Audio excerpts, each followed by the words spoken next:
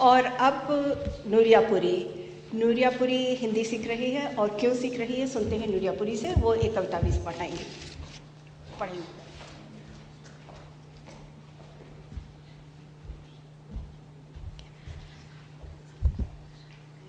हिंदी मेरी भाषा है, लेकिन मेरे पिता एक डिप्लोमेट है और इसलिए हमें अलग अलग देशों में रहना पड़ा है और हर जगह हिंदी सीखना इतना आसान नहीं रहा है।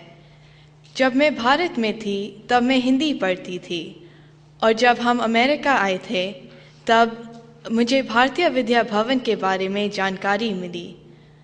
मुझे बहुत खुशी हुई कि मैं अपनी हिंदी की पढ़ाई को जारी रख पाऊंगी, और मैंने अपने स्कूल में भी हिंदी को अपना एक विषय बनाया। मैं हर हफ्ते भवन आती हूँ और अपनी अध्यापिका के साथ साहित्य और व्याकरण दोनों पढ़ती हूँ। भारतीय बच्चों को विदेश में हिंदी पढ़ने का अवसर और अच्छी बात क्या हो सकती है।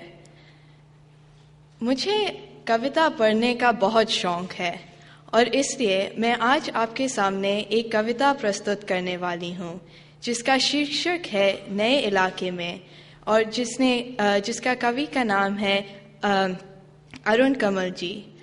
अरुण कमल जी एक प्रसिद्ध लेखक है जो गद्य और पद्य दोनों लिखते हैं। अपनी कविताओं के लिए उन्हें साहित्य अकादमी पुरस्कार भी मिला है।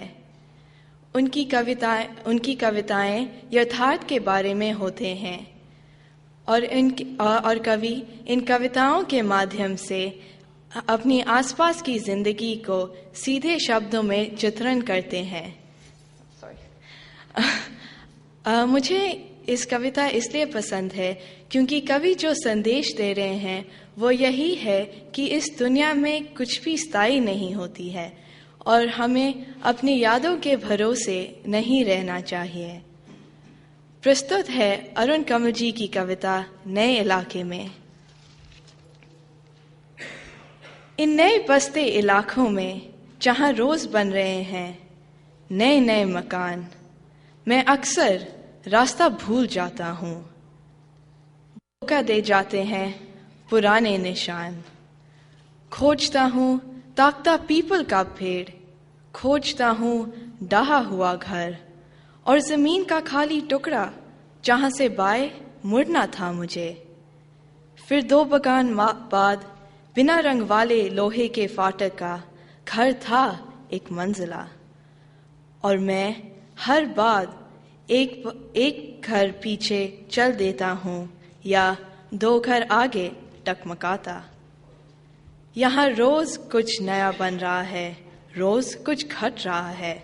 यहाँ स्मृति का भरोसा नहीं, एक ही दिन में पुरानी पड़ जाती है दुनिया।